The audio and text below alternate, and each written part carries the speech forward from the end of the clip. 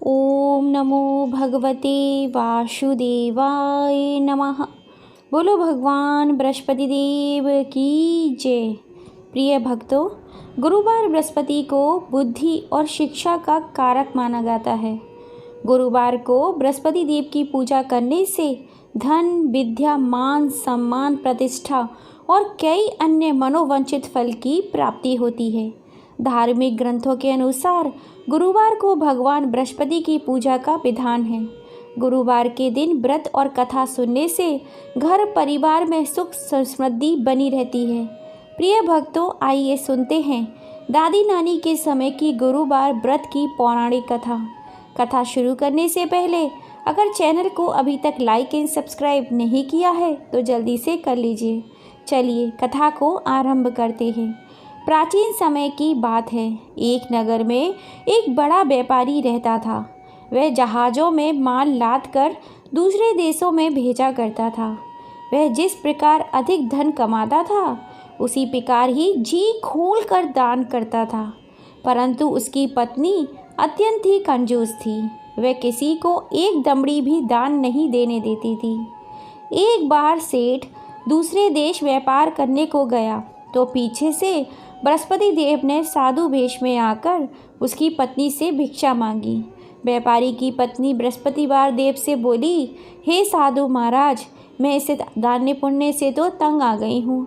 आप कोई ऐसा उपाय बताइए जिससे मेरा सारा धन नष्ट हो जाए और मैं आराम से रह सकूँ। मैं ये धन लुटता हुआ नहीं देख सकती। बृहस्पति देव ने कहा, हे देवी, तुम तो बड़ी ही विचित्र हो। संतान और धन से तो कोई दुखी नहीं होता। अगर अधिक धन है तो शुभ कार्यों में लगाओ, कुंवारी कन्या का विवाह कराओ, विद्यालय और बाग बगीचों का निर्माण कराओ। ऐसे पुण्य कार्य करने से तुम्हारा लोक परलोक सार्थक हो सकता है। परंतु साधु की इन बातों से व्यापारी की पत्नी को खुशी नहीं मिली। उसने कहा, मुझे ऐसे धन की कोई आवश्यकता नहीं है जिसे मैं दान दूं। तब बृहस्पति देव बोले, यदि तुम्हारी ऐसी इच्छा है तो तुम एक उपाय करना। 7 बृहस्पतिवार को घर को गोबर से लीपना, अपने केशों को पीली मिट्टी से धोना, केशों को धोते समय स्नान करना, व्यापारी से हजामत करने को कहना, भोजन में मांस मदिरा का खाना, कपड़े अपने घर धोना। ऐसा करने से तुम्हारा सारा धन नष्ट हो जाएगा। इतना कहकर बृहस्पति देव अंतर्ध्यान हो गए। व्यापारी की पत्नी ने बृहस्पति देव के कहे अनुसार 7 बृहस्पतिवार वैसा ही करने का निश्चय कर लिया। केवल 3 बृहस्पतिवार बीते थे कि उसका समस्त धन नष्ट हो गया और अब वे परलोक सिधार गई। जब व्यापारी वापस आया तो उसने देखा कि उसका सब कुछ नष्ट हो चुका है। उस व्यापारी ने अपनी पुत्री को हिम्मत दी और दूसरे नगर में जाकर बस गया। वहाँ वह जंगल से लकड़ी काट कर लाता और शहर में बेचता। इस तरह जीवन अपना व्यतीत करने लगा। एक दिन उसकी पुत्री ने दही खाने की इच्छा प्रकट की, लेकिन व्यापारी के पास दही खरीदने के पैसे नहीं थे। वह अपनी पुत्री को आश्वासन देकर जंगल में लकड़ी काटने के लिए चला गया। वहाँ एक वृक्ष के नीचे बैठ अपनी पूर्व दशा पर विचार करके रोने लगा। उस दिन बृहस्पतिवार का दिन था। तभी वहाँ बृहस्पति देव साधु के रूप में सेठ के पास आए और बोले, हे मनुष्य, तू इस सुनसान जंगल में किस चिंता में बैठा हुआ है?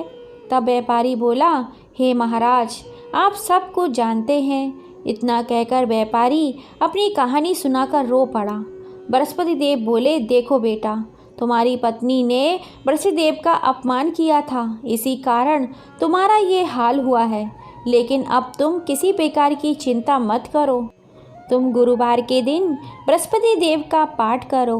2 पैसे के चना और गुड़ लाकर जल के लोटे में शक्कर डालकर वह अमृत तैयार करो और प्रसाद अपने परिवार के सभी सदस्यों को कथा सुनने वालों के में बांट दो।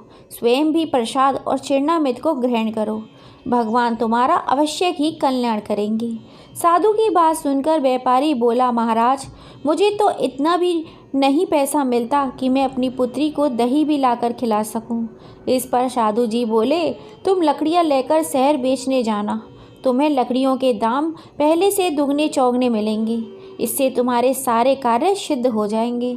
उसने लकड़ियाँ काटी और शहर में बेचने के लिए चल पड़ा। उसकी लकड़ियाँ आज अच्छे दाम में बिक गईं, जिससे उसने अपनी पुत्री के लिए दही लिया और गुरुवार की कथा हेतु चना गुड़ लेकर कथा की और प्रसाद बांटकर स्वयं भी खाया। उसी दिन से उसकी सभी कठिनाइयाँ दूर होने लगीं, परंतु अगले बृहस्पतिवार को वह कथा करना भूल गया। अगले दिन वहाँ के राजा ने एक बड़े यज्ञ का आयोजन किया। पूरे नगर के लोगों के लिए भोजन का आयोजन किया गया। राजा की आज्ञा अनुसार पूरा नगर राजा के महल में भोजन करने के लिए गया, लेकिन व्यापारी उसकी पुत्री तनिक विलंब से पहुँचे। अतः उन दोनों को राजा ने महल ले जाकर भोजन कराया। जब वे दोनों लौट कर आए, तब रानी ने देखा कि उसका हार खूंटी पर टंगा गायब हो चुका है। रानी को व्यापारी और उसकी पुत्री पर संदेह हुआ। उसका हार उन दोनों ने ही चुराया है। राजा की आज्ञा से उन दोनों को कारावास की कोठरी में कैद कर दिया गया। कैद में पड़कर दोनों अत्यंत दुखी हो गए। वहाँ उन्होंने बृहस्पति देव का स्मरण किया। बृहस्पति देव ने प्रकट होकर व्यापारी को उसकी भूल का आभास कराया और उन्हें सलाह दी कि गुरुवार के दिन कैद खाने के दरवाजे पर तुम्हें 2 पैसे मिलेंगे। उनसे तुम चने और मुनक्का मंगवाकर विधि पूर्वक बृहस्पति देवता की पूजन करना। तुम्हारे सभी कष्ट दूर हो जाएंगे। बृहस्पतिवार को कैद खाने के द्वार पर उन्हें 2 पैसे मिले। बाहर सड़क पर एक स्त्री जा रही थी। व्यापारी ने उसे बुलाकर गुड़ चने लाने को कहा। इस पर वह स्त्री बोली, मैं अपनी बहू के लिए गहने लेने जा रही हूँ, मेरे पास समय नहीं है। इतना कहकर वह चली गई। थोड़ी देर के बाद वहाँ से एक और स्त्री निकली। व्यापारी ने उसे बुलाकर कहा कि हे बहन, मुझे बृहस्पतिवार की कथा करनी है, तुम मुझे 2 पैसे का चना गुड़ लाकर दे दो। बृहस्पति देव का नाम सुनकर वह स्त्री बोली, भाई मैं तुम्हें अभी चना गुड़ लाकर देती हूँ। मेरा इकलौता पुत्र मर गया है, मैं उसके लिए कफन लेने जा रही थी, लेकिन मैं पहले तुम्हारा काम करूँगी, इसके बाद अपने पुत्र के लिए कफन ले जाऊँगी। वह स्त्री बाजार से व्यापारी के लिए गुड़ चना लेकर आई और स्वयं भी बृहस्पति देव की कथा सुनी। कथा के समाप्त होने पर वह स्त्री कफन लेकर अपने घर गई। घर पर लोग उसके पुत्र की लाश को राम नाम सत्य कहते हुए शमशान ले जाने की तैयारी कर रहे थे। स्त्री बोली, मुझे अपने लड़के का मुख देख लेने दो। अपने पुत्र का मुख देखकर उस स्त्री ने उसके मुख में प्रसाद और चिन्नामृत डाला। प्रसाद और चिन्नामृत के प्रभाव से वह पुनः जीवित हो गया। पहली स्त्री जिसने बृहस्पति देव का निरादर किया था, वह जब अपने पुत्र के विवाह हेतु पुत्र वधू के लिए गहने लेकर लौटी, तो जैसे ही उसका पुत्र घोड़ी पर बैठकर निकला, वैसे ही घोड़ी ने ऐसी उछाल मारी कि वह घोड़ी से गिरकर मर गया। यह देखकर स्त्री रो रो कर बृहस्पति देव की क्षमा याचना करने लगी। उस स्त्री की याचना से बृहस्पति देव वेश में, साधु के वेश में वहाँ पहुँचकर कहने लगे, हे देवी, तुम्हें अधिक विलाप करने की आवश्यकता नहीं है। यहाँ बृहस्पति देव का अनादर करने के कारण ये सब हुआ है। तुम वापस जाकर मेरे भक्त से क्षमा मांगकर कथा सुनो, तब ही तुम्हारी मनोकामना पूर्ण होगी। जेल में जाकर उस स्त्री ने व्यापारी से क्षमा मांगी और कथा सुनी। कथा के उपरांत वह प्रसाद और चिन्नामृत लेकर अपने घर वापस गई। घर जाकर उसने चिन्नामृत अपने मित्र पुत्र के मुख में डाला। चिन्नामृत के प्रभाव से उसका पुत्र भी जीवित हो उठा। उसी रात्रि बृहस्पति देव ने राजा के सपन में आए और बोले, हे राजन, तूने जिस व्यापारी को और उसकी पुत्री को जेल खाने में कैद कर रखा है, वह बिल्कुल निर्दोष है। तुम्हारी रानी का हार वहीं उसी खूंटी पर टंगा हुआ है। दिन निकला तो राजा रानी ने हार खूंटी पर टंगा हुआ देखा। राजा ने उस व्यापारी और उसकी पुत्री को रिहा कर दिया और उन्हें आधा राज्य देकर उसकी पुत्री का विवाह उच्च कुल में करवाकर दहेज में हीरे जवाहरात दिए। बोलो भगवान विष्णु की जय। बोलो बृहस्पति देव की जय। हे भगवान बृहस्पति, जैसे आपने उन सभी की इच्छाएं पूरी की, वैसे ही आपकी कथा कहानी सुनने वाले, व्रत करने वाले सभी मनुष्य की इच्छाएं पूरी करना। प्रिय भक्तों, अब हम सुनेंगे गुरुवार व्रत की दूसरी कहानी। भारतवर्ष में एक प्रतापी और दानी राजा राज्य हुआ करता था। वह नित्य गरीबों और ब्राह्मणों की सेवा किया करता था। यह बात उसकी रानी को अच्छी नहीं लगती थी। वह न ही गरीबों को दान देती, न भगवान का पूजन करती थी। राजा को भी दान देने के लिए मना किया करती थी। एक दिन राजा शिकार खेलने वन को गए तो रानी महल में अकेली थी। उसी समय बृहस्पति देव साधु के वेश में राजा के महल में भिक्षा मांगने गए। भिक्षा मांगी तो रानी कहने लगी, हे साधु महाराज, मैं इस दान्य पुण्य से तो तंग आ गई हूँ। इस कार्य के लिए मेरे पति देव भी बहुत है। आप कृपा करें कि मेरा सारा धन नष्ट हो जाए और मैं आराम से रह सकूं। जब ना रहेगा बांस तो ना बजेगी बांसुरी। साधु ने कहा, हे देवी, तुम तो बड़े ही विचित्र हो। संतान और धन से तो सभी चाहते हैं। पुत्र और लक्ष्मी तो पापी के घर में भी होने चाहिए।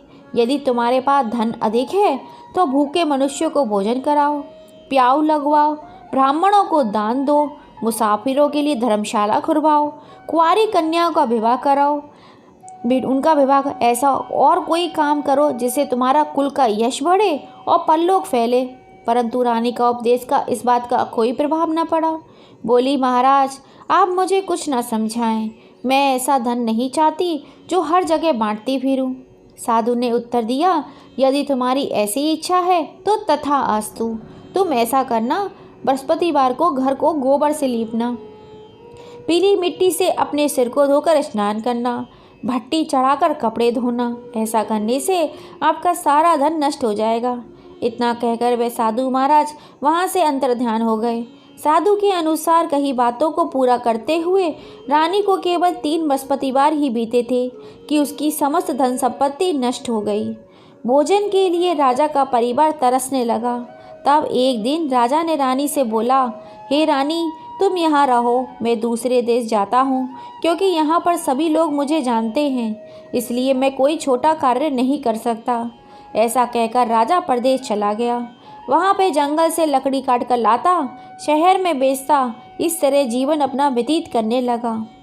इधर राजा के परदेश जाते ही रानी और दासी दुखी रहने लगी। एक बार जब रानी और दासी को 7 दिन तक बिना भोजन के रहना पड़ा तो रानी ने अपनी बहन दासी से कहा, हे दासी, पास के ही नगर में मेरी बहन रहती है, वह बड़ी ही धनवान है। तू उसके पास जा, कुछ लेकर आ जा, ताकि थोड़े बहुत गुजर बसर हो सके। दासी रानी के बहन के पास गई। उस दिन गुरुवार का दिन था और रानी की बहन उस समय बृहस्पतिवार की कथा सुन रही थी। दासी ने रानी की बहन को अपनी रानी का संदेश दिया, लेकिन रानी की बड़ी बहन ने कोई उत्तर नहीं दिया। जब दासी को रानी की बहन से कोई उत्तर नहीं मिला तो वह दुखी हुई और उसे क्रोध भी आया। दासी ने वापस आकर रानी को सारी बात बता दी। सुनकर रानी ने अपने भाग्य को कोसा। उधर रानी की बहन ने सोचा कि मेरी बहन की दासी आई थी, परंतु मैं उससे नहीं बोली, इससे वह बहुत दुखी हुई होगी। कथा सुनकर और पूजन समाप्त करके वह अपनी बहन के घर आई और कहने लगी, हे बहन, मैं बृहस्पतिवार की कथा कर रही थी, तुम्हारी दासी गई, मेरे घर आई थी, परंतु जब तक कथा होती है ना उठते हैं ना बोलते हैं, इसलिए ना मैं बोली। कहो दासी क्यों गई थी? रानी बोली, बहन, तुमसे क्या छिपाऊं, हमारे घर में खाने को अनाज तक नहीं था। ऐसा कहते कहते रानी की आंखें भर आईं। उसने दासी समेत पिछले 7 दिनों से भूखे रहने तक की बात अपनी बहन को विस्तार पूर्वक सुना दी।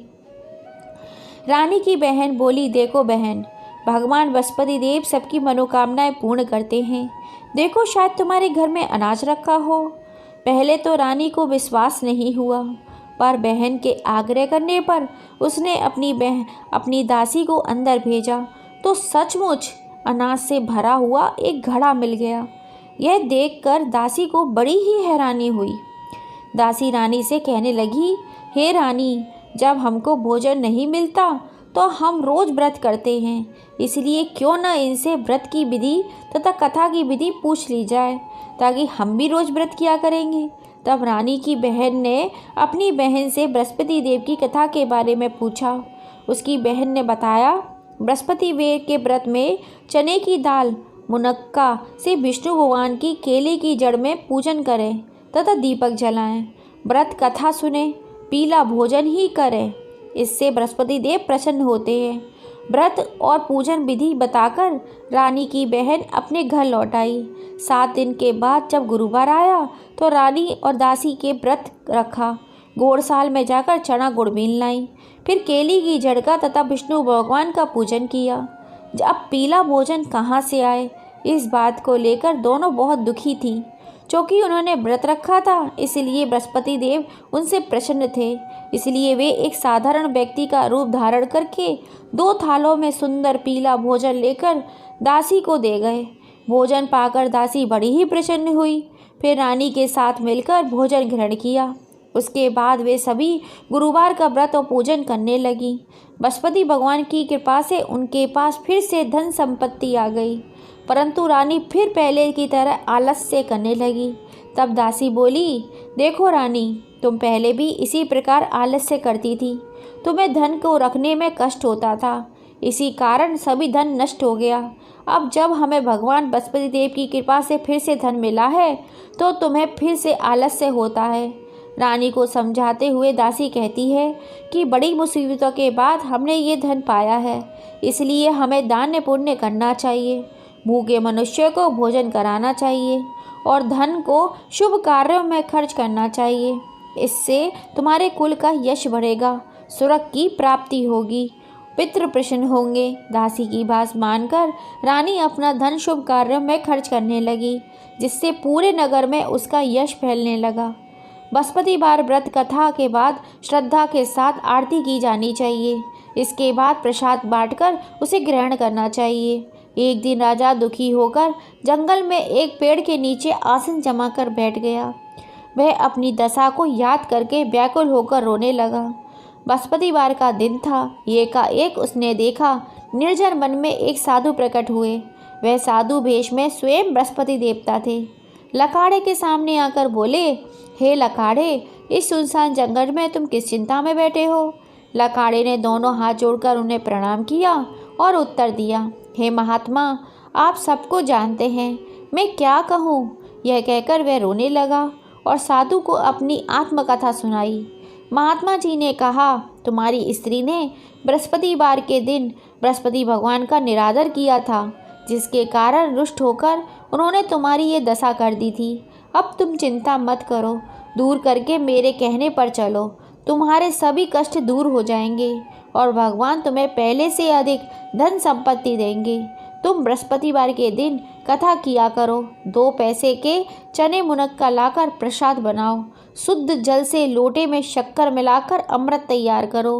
कथा के पश्चात अपने सारे परिवार और सुनने वाले प्रेमियों में अमृत का प्रसाद बांटकर आप भी ग्रहण करो। ऐसा करने से भगवान तुम्हारी सभी मनोकामनाएं पूर्ण करेंगे। साधु के ऐसे वचन सुनकर लकाड़ा बोला, हे प्रभु, मुझे लकड़ी बेचकर इतना पैसा नहीं मिलता जिसे भोजन करने के उपरांत कुछ बचा सकूं। फिर रात्रि में मैंने अपनी रानी को व्याकुल देखा है।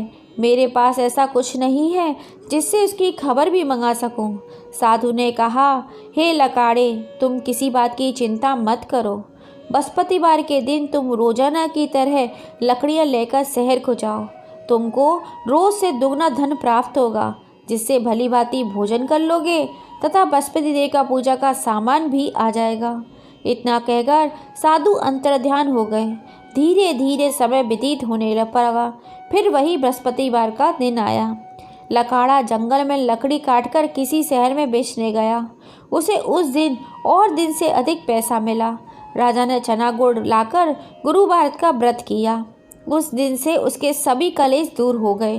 परंतु जब दोबारा गुरुवार का दिन आया तो वह बृहस्पतिवार का व्रत करना भूल गया। इस कारण बृहस्पति भगवान नाराज हो गए। उस दिन उस नगर के राजा ने विशाल यज्ञ का आयोजन किया तथा शहर में यह घोषणा करवा दी, कोई भी मनुष्य अपने घर में भोजन न बनावे, न आग जलावे। समस्त जनता मेरे यहाँ भोजन करने को आवे। जो इस आज्ञा को नहीं मानेगा उसे फांसी की सजा दी जाएगी। इस तरह की घोषणा संपूर्ण नगर में करवा दी गई। राजा की आज्ञा अनुसार शहर के सभी लोग भोजन करने के लिए गए, लेकिन लकाड़ा कुछ देर में पहुंचा, इसलिए राजा उसको अपने साथ घर ले गए। ले जाकर भोजन करा रहे थे कि रानी की दृष्टि उस खूंटी पर पड़ी जिस पर उसका हार लटका हुआ था। वह दिखाई नहीं दिया। तभी रानी ने निश्चय कर लिया कि मेरा हार इसी मनुष्य ने चुरा लिया है। उसी समय सिपाहियों को बुलवाकर उसको कारागार में डलवा दिया गया। जब लकाड़ा कारागार में पड़ गया तो बहुत दुखी होकर विचार करने लगा कि ना जाने कौन से पूर्व जन्म के कर्म के मुझे ये दुख प्राप्त हुआ है। उसी समय साधु को याद करने लगा जो जंगल में मिला था। उसी समय तत्काल बृहस्पति देव साधु के रूप में प्रकट हुए और उसकी दशा को देखकर कहने लगे, अरे मूर्ख, तूने बृहस्पति देवता की कथा नहीं कही, इस कारण तुझे ये दुख प्राप्त हुआ है। अब तू चिंता मत कर। बृहस्पतिवार के दिन कारागार के दरवाजे पर 4 पैसे पड़े मिलेंगे। उनसे तू बृहस्पति की पूजा करना, तेरे सभी कष्ट दूर हो जाएंगे। बृहस्पतिवार के दिन उसे 4 पैसे पड़े मिले। लकाड़े ने कथा कही। उसी रात्रि बृहस्पति देव ने उस नगर के राजा के सपन में कहा, हे राजा, तूने जिस आदमी को जेल खाने में बंद कर दिया है वह निर्दोष है। वह राजा है, उसे छोड़ देना। रानी का हार उसी खूंटी पर लटका हुआ है। अगर तू ऐसा नहीं करेगा तो मैं तेरा राज्य नष्ट कर दूंगा। इस तरह रात्रि में सपन को देखकर राजा प्रातःकाल उठा। खूंटी पे हार टंगा देखकर लकाड़े को बुलाकर क्षमा मांगी तथा लकाड़े को योग्य सुंदर वस्त्र आभूषण देकर विदा कर दिया। बृहस्पति देव की अनुसार लकाड़ा अपने नगर को चल दिया। राजा जब नगर में पहुंचा तो बड़ा ही आश्चर्य हुआ। नगर में पहले से अधिक बाग, तालाब, कुएं तथा बहुत सारी धर्मशाला, मंदिर आदि बन गए थे। राजा ने पूछा, यह सब किसका बाग धर्मशाला है? नगर के सभी लोग कहने लगे, यह सब रानी और बांदी के हैं। तो राजा को बड़ा ही आश्चर्य हुआ और गुस्सा भी आया। जब रानी ने खबर सुनी कि राजा आ रहे हैं तो उसने बांदी से कहा, हे दासी, देख, राजा हमको कैसी बुरी हालत में छोड़ के गए थे। हमारी ऐसी हालत देख कहीं वे लौट न जाएं, इसलिए तू दरवाजे पर खड़ी हो जा। आज्ञा अनुसार दासी दरवाजे पर खड़ी हो गई। राजा आए तो उन्हें अपने साथ लिवा लाई। तब राजा ने क्रोध करके अपनी तलवार निकाली और रानी से पूछने लगे कि तुम्हें ये धन कैसे प्राप्त हुआ? तब उन्होंने कहा, ये सब धन हमें बृहस्पति देव के व्रत से प्राप्त हुआ है। राजा ने निश्चय किया कि 7 रोज बाद तो सभी बृहस्पति देव का पूजन करते हैं, परंतु मैं प्रतिदिन दिन में 3 बार कहानी कहूँगा और हर रोज व्रत किया करूँगा। अब हर समय राजा के दुपट्टे में चने की दाल बंधी रहती है तथा वह दिन में 3 बार कहानी कहता है। एक रोज राजा ने विचार किया, चलो अपनी बहन घर हो आवे। इस तरह निश्चय कर राजा घोड़े पर सवार होकर अपनी बहन के यहाँ चलने लगा। मार्ग में उसने देखा कुछ आदमी मुर्दे को लिए जा रहे हैं।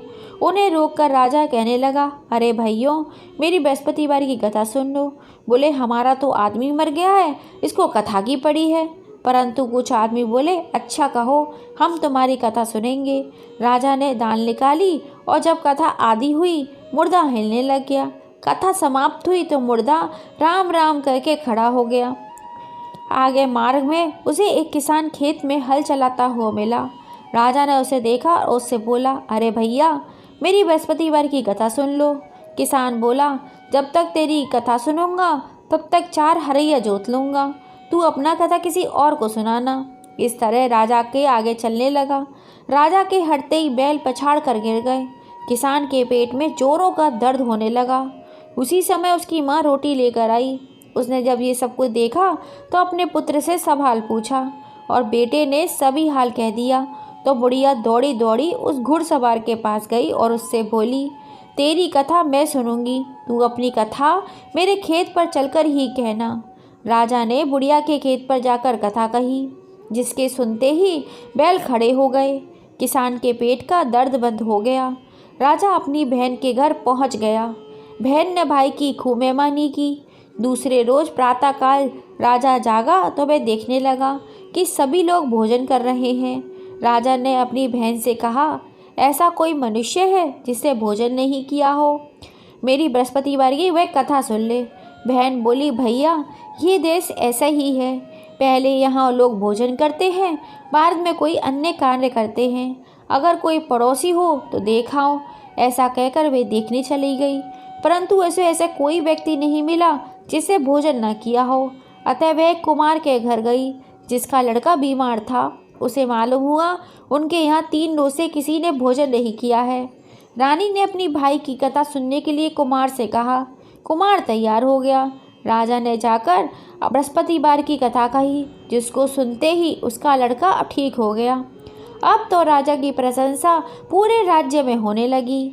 एक रोज़ राजा ने अपनी बहन से कहा, हे बहन, हम अपने घर को जाएंगे, तुम भी तैयार हो जाओ।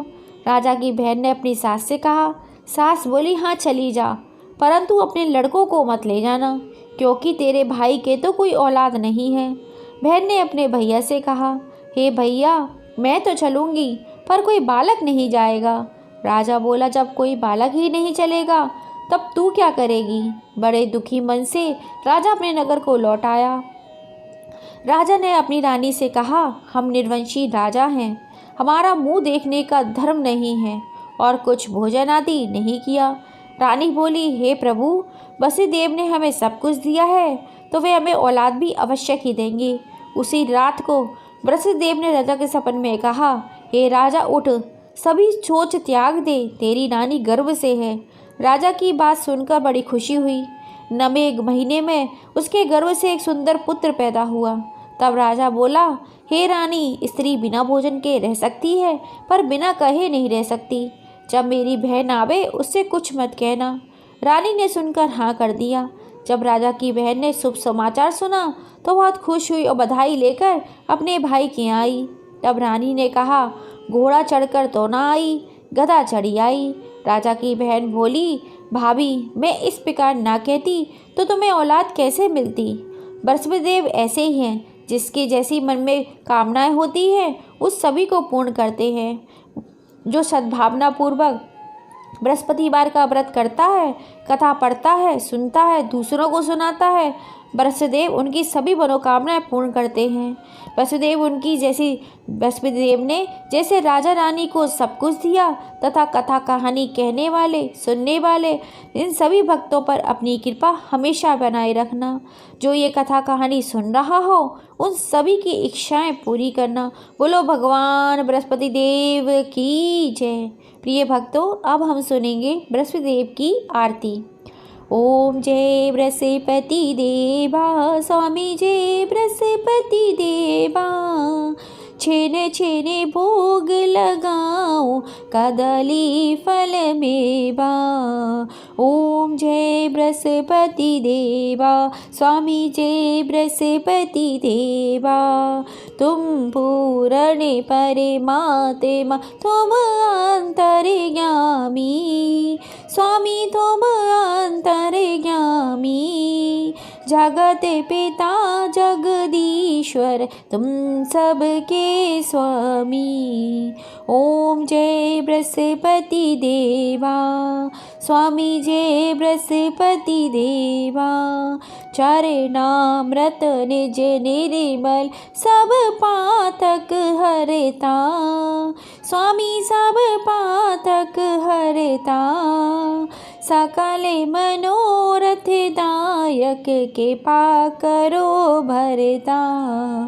ओम जय बृहस्पति देवा, स्वामी जय बृहस्पति देवा, तन मन धन यारे पढ़े कर, जो जन शरण पड़े, स्वामी जो जन शरण पड़े, प्रभु प्रकट तब होकर आकर द्वार खड़े।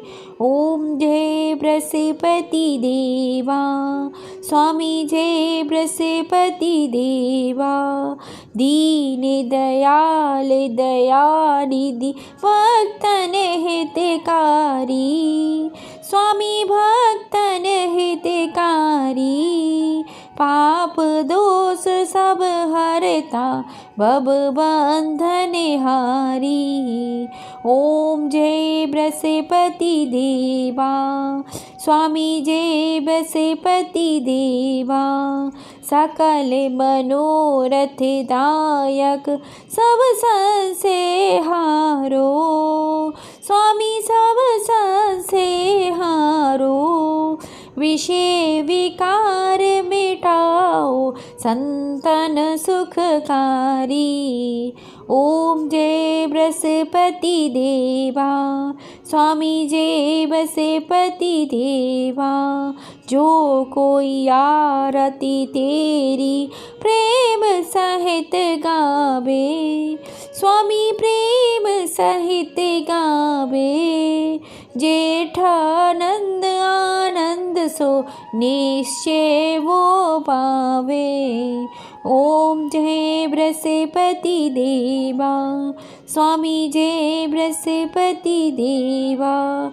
सब बोलो भगवान विष्णु की जय, बोलो बृहस्पति देव भगवान की जय। आज के आनंद की जय, सारे भक्तों की जय। बोलो श्यापति रामचंद्र भगवान की जय।